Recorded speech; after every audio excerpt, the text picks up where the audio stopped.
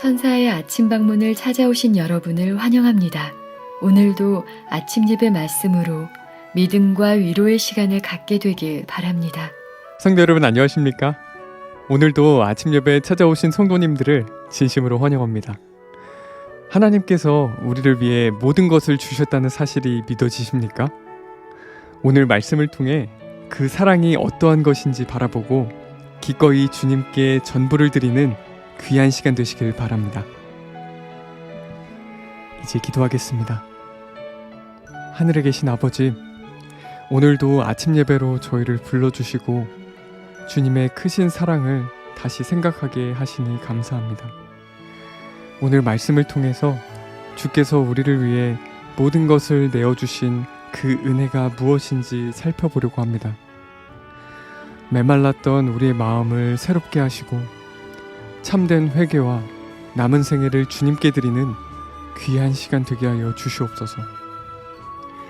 오늘도 말씀을 전하시는 목사님께 성령 하나님 함께하여 주셔서 하나님의 뜻을 온전히 전하실 수 있도록 인도하여 주시옵소서. 예수님의 이름으로 기도드립니다. 아멘. 안녕하십니까 성도 여러분. 주께서 오늘도 우리에게 소중한 하루를 주셨습니다. 오늘 우리는 주께서 주신 소망에 대해서 묵상하려고 합니다. 만일 우리가 하나님을 몰랐다면 우리 인생이 어떻게 되었을까요? 아주 어둡고 소망이 없고 이 세상을 외롭고 슬프게 살았을 것입니다. 성도 여러분, 하나님께서 계시다는 사실 자체가 우리에게 큰 소망과 위로가 되는 것입니다. 우주의 왕이 계신데 그분은 우리를 정말 사랑하는 분이십니다. 반드시 우리를 하늘로 데려가기 위해서 모든 것을 주시고 최선을 다하고 계십니다. 성도 여러분, 그것이 우리에게 소망이 되는 것입니다. 하나님의 사랑이 우리에게 소망입니다. 오늘 본문 성경절 요한복음 3장 16절이죠. 하나님이 세상을 이처럼 사랑하사 독생자를 주셨으니 이는 저를 믿는 자마다 멸망치 않고 영생을 얻게 하려 하심이니라. 성도 여러분, 구원을 하는 조건은 아주 분명하고 단순합니다. 우리가 주님을 정말 믿고 신뢰하면 멸망치 않고 영생을 얻을 수 있다고 했습니다. 주님을 정말 믿으면 우리는 주께서 인도하는 대로 따라가게 됩니다. 그래서 사탄이 우리의 구원을 막고 방해하려고 애써도 결국은 구원받게 되는 것입니다. 우리가 주님을 믿고 따라가기 때문에 말이죠. 그래서 주님을 믿는 사람들은 어린 양이 인도하는 대로 따라간다고 사도 요한이 말했던 것입니다. 자, 오늘 본문 성경절 읽겠습니다. 우리는 예수님의 사랑을 명상해야 한다. 곧 개인적으로 우리와 관련된 그분의 사명과 일을 명상해야 한다. 우리는 예수께서 나를 너무 사랑하심으로 나를 구원하기 위하여 당신 자신의 생명을 주셨다라고 말해야 한다. 성도 여러분, 우리는 주께서 우리를 위해서 베푸신 사랑과 희생, 그분의 사역을 늘 생각하고 바라보아야 합니다. 우리 입에서 주께서는 나를 너무나 사랑하셔서 당신의 생명을 주셨습니다. 그 생각을 할 때마다 내 마음이 감사와 은혜로 채워집니다. 라는 고백이 흘러나와야 합니다. 우리가 그런 고백을 하게 되면은 우리는 자연스럽게 주께서 인도하는 길을 따라가게 되는 것입니다. 본문 읽겠습니다. 하늘 아버지께서는 나를 사랑하신다. 하나님께서 나를 사랑하시는 증거는 하나님이 세상을 이처럼 사랑하사 독생자를 주셨으니 이는 저를 믿는 자마다 멸망치 않고 영생을 얻게 하려 하심이기 때문이다. 그리스도께서 어떤 조건으로 영생을 약속하셨는지 확인하는 것이 우리가 할 일이다. 자, 우리가 할 일이 무엇이라고요? 그리스도께서 어떤 조건으로 영생을 약속했는지 확인하는 것입니다. 내게 영생의 조건을 말해보라고 하면 그것은 우리의 믿음에 달려 있다고 대답하겠다. 성도 여러분, 영생의 유일한 조건은 믿음이라고 했습니다. 하나님께서 나를 구원하기 위하여 당신의 독생자를 십자가 죽음에 내주셨다는 그 사실을 믿으면 영생으로 들어간다는 것입니다. 그러나 동시에 우리는 예수께서 남기신 이 말씀도 잊지 말아야 합니다. 그 말씀이 똑같은 요한복음 3장에 나옵니다. 요한복음 3장 36절. 아들을 믿는 자는 영생이 있고 아들을 순종치 아니하는 자는 영생을 보지 못하고 도리어 하나님의 진노가 그 위에 머물러 있느니라. 오늘날 많은 그리스도인들이 이 말씀을 놓치고 있는 것입니다. 자, 이 말씀이 무슨 뜻입니까? 주님의 십자가 사랑과 은혜를 믿으면 영생인데, 그러나 주님의 말씀에 순종하지 않으면 영생이 없고 도리어 하나님의 진노가 임하게 된다는 것입니다. 자, 왜 순종하지 않으면 멸망당하게 될까요? 그것은 그 믿음이 거짓이기 때문입니다.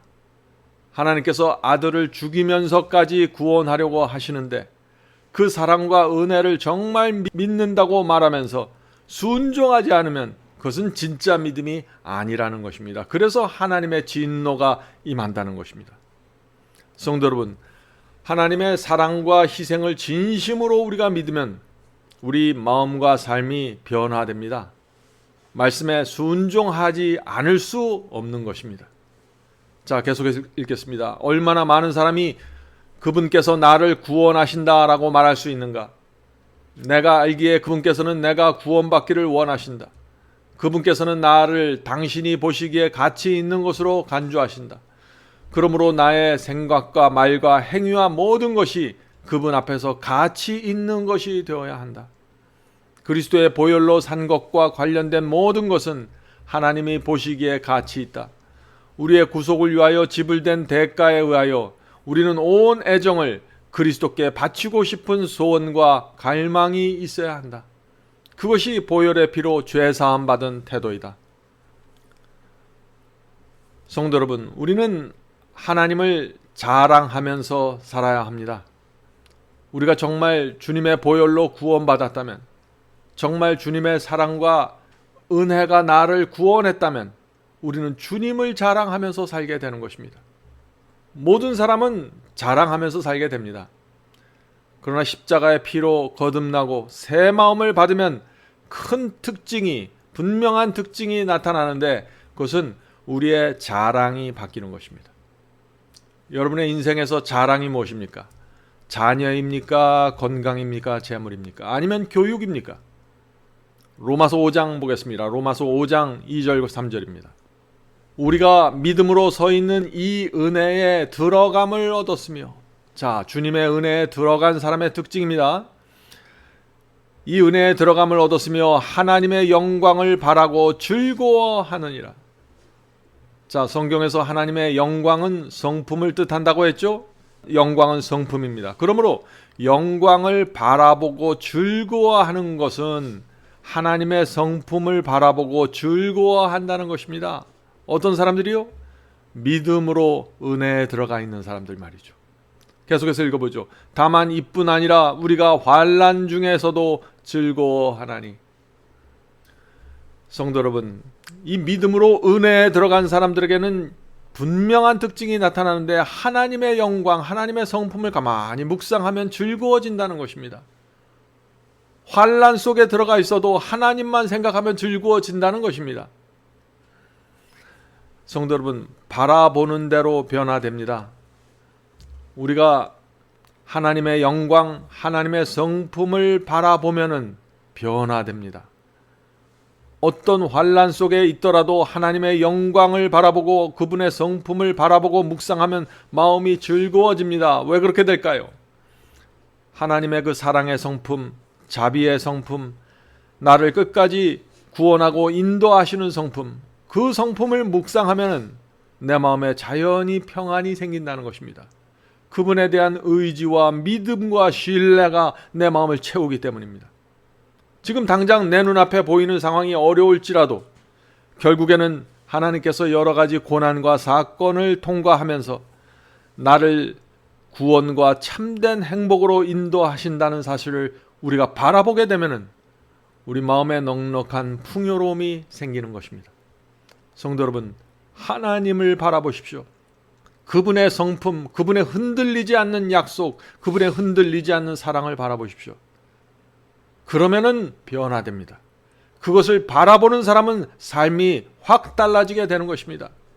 우울하고 슬픈 인생이 만족과 행복으로 채워지게 됩니다. 놀라운 변화가 생기는 것입니다. 바라보는 대로, 우리가 무엇을 바라보는 대로 변화된다는 것은 성경의 진리입니다. 본문 읽겠습니다. 우리는 하나님께서 당신의 피로 우리를 사탄에게 사셨으므로 우리는 하나님의 소유이고 우리는 하나님의 소유가 된 몸과 마음과 생애를 하나님께 바쳐야 한다. 그렇다면 우리의 모든 것을 하나님께 드림으로 우리가 큰 손실을 당한다고 생각해야 할까? 아니다. 우리의 재능을 하나님께 바침으로 우리는 재능을 향상시키게 된다. 우리의 시간을 주님께 바침으로 우리의 인생은 의미 있고 가치 있게 된다. 하나님께서 우리에게 주신 몸과 마음과 생애를 하나님께 돌려드릴 때 그것은 하나님의 사업에서 영향력을 행사할 수 있게 축복을 받는다. 학교에 있든지 직장에 있든지 선교지에 있든지 어디에 있든지 그대는 그리스도께 속하였음을 깨달아야 한다. 성도 여러분, 주님을 위해서 우리가 바치고 헌신할수록, 복음 사역을 위해서 내 재능과 시간을 바칠수록 손해보는 것이 아닙니다. 바치면 바칠수록 내가 향상되고 내 재능이 빛을 내게 되는 것입니다. 주님께 나를 바치면 바칠수록 더 확신이 생기고 더 평안이 생기고 성품이 점점 더 의를 향하여 세워지게 되는 것입니다. 손해보는 것이 하나도 없습니다. 자, 계속해서 읽어보죠. 이 세상에 주신 그리스도의 선물은 헤아릴 수 없다. 그러므로 하늘이 준 최고의 보화, 즉 그리스도를 우리에게 선물을 주셨으므로 하나님과 겨룰 수 있는 권세는 아무것도 없다. 이 선물의 위대함은 사람들에게 영원한 시대를 통하여 계속될 감사와 찬송의 주제를 제공해 준 것이었다. 그리스도 안에서 당신의 모든 것을 주심으로 그리스도께서는 인간의 마음과 정신과 영혼과 능력에 대한 권리를 주장하신다. 그리스도라는 완전하고 충만한 선물을 통하여 하나님께서 제공해 주신 보화를 바라볼 때 우리는 사랑은 여기에 있다라고 외칠 수 있다. 성도 여러분, 성경에 나타난 하나님을 가만히 바라보시기 바랍니다. 그러면은 하나님은 사랑이시다. 우주의 왕께서 내 구원을 위해 모든 것을 바치셨다라고 고백하게 될 것입니다. 그런 사람들은 하나님의 영광을 늘 바라보게 될 것입니다. 이 세상에서 하나님의 나라가 확장되는 일에 몰두하게 될 것입니다. 나의 이 세상의 모든 자랑은 사라지게 되고 하나님께서 나에게 베푸신 일을 감사하고 자랑하게 될 것입니다. 내 자랑, 내 자식 자랑, 내 재산 자랑하는 것은 아직 하나님께서 나에게 주신 이 소망이 얼마나 귀하고 소중한 것인지 모르는 것입니다. 성도 여러분, 우리가 하나님을 만났다는 것이 무엇입니까? 하나님께서 나에게 베푸신 사랑과 소망이 얼마나 소중한지 알았다는 것입니다. 그것이 하나님을 만났다는 것입니다. 하나님께서 베푸신 은혜가 얼마나 소중한지 알게 되었다는 것입니다. 내가 받은 소망과 사랑과 은혜를 알게 된 사람은 모든 것이 달라지게 됩니다. 주님을 마음에 모시고 살게 됩니다. 하나님을 만났기 때문에 그런 것입니다. 많은 분들이 하나님을 만났다는 것을 무엇인지 추상적으로 생각하는 것인데 하나님께서 주신 가장 귀한 것, 가장 소중한 것을 내가 깨닫게 되었다는 것입니다. 그 사랑과 소망을 깨닫게 되었다는 것입니다. 그것이 하나님을 만난 사람입니다. 그런 사람은 주님의 말씀에 순종하게 되고 성령의 음성을 거절하지 않게 됩니다. 하나님과 화목하게 되는 경험이 바로 이것입니다. 로마서 5장 11절 보겠습니다. 로마서 5장 11절. 이제 우리로 화목을 얻게 하신 우리 주 예수 그리스도로 말미암아 하나님 안에서 또한 즐거워하느니라. 이 세상 사람들은 모두 거듭나기 전에 하나님과 싸우면서 삽니다. 성령의 음성이 들려올 때 대적하면서 삽니다. 순종하기를 싫어합니다. 그런데 하나님께서 내게 주신 사랑과 희생과 소망이 얼마나 귀하고 소중한 것을 알게 되면 어떻게 될까요? 하나님께 감사하게 되고 하나님과 화목하게 되는 것입니다. 더 이상 다투지 않게 되는 것입니다. 이것이 거듭남이고 칭의이고 의롭다 하심을 받는 경험입니다. 다시 말해서 하나님께서 내 마음에서 왕이 되는 경험입니다. 전에는 두 주인을 섬기면서 살았는데 이제는 하나님이 내 주인이 되시는 것입니다. 전에는 내 마음에서 하나님이 왕이 아니었기 때문에 내 마음대로 살았습니다. 성령과 싸우면서 살았습니다.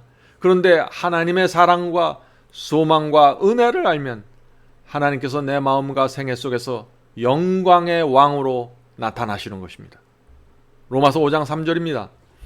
우리가 믿음으로 서 있는 이 은혜에 들어감을 얻었으며 하나님의 영광을 바라보고 즐거워하느니라.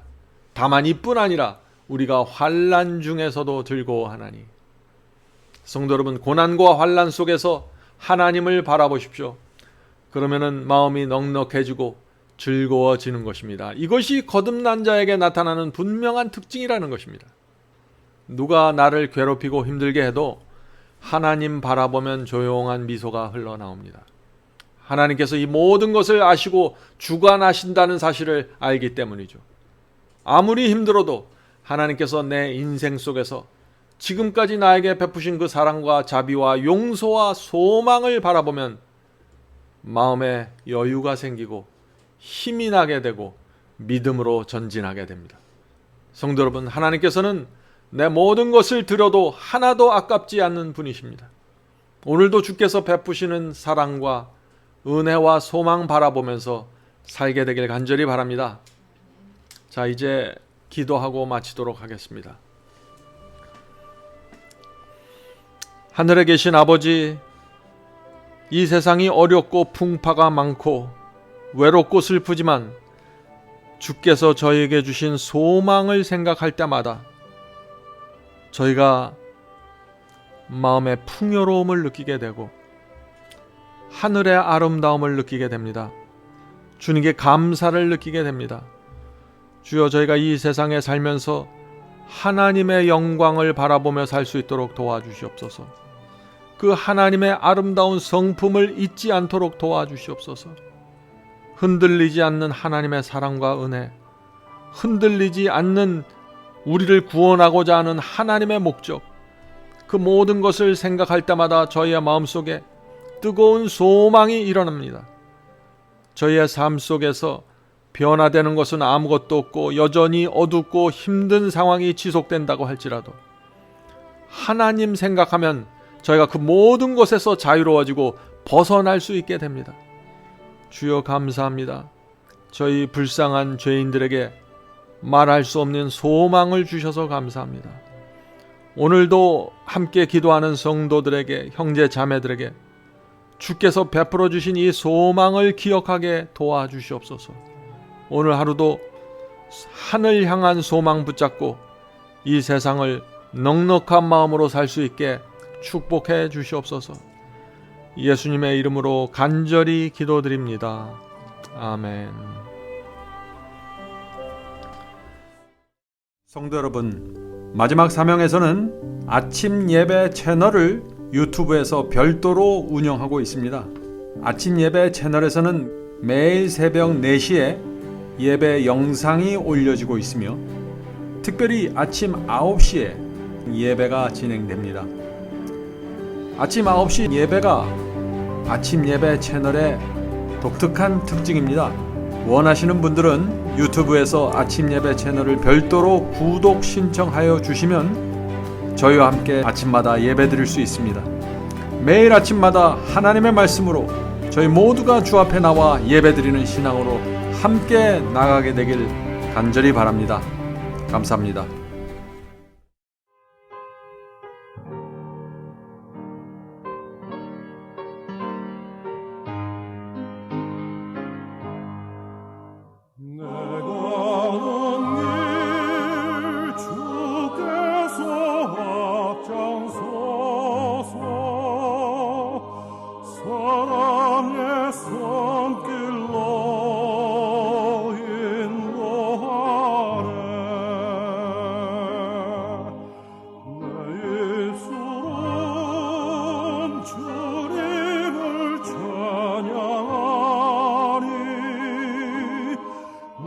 날마다 기쁨 충만하네. 내가 먼길 다 주장하시는 주 언양으로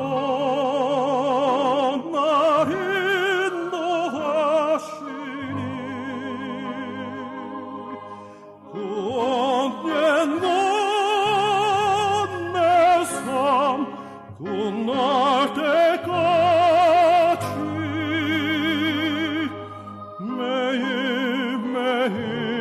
매일매일 나 주만 따르리.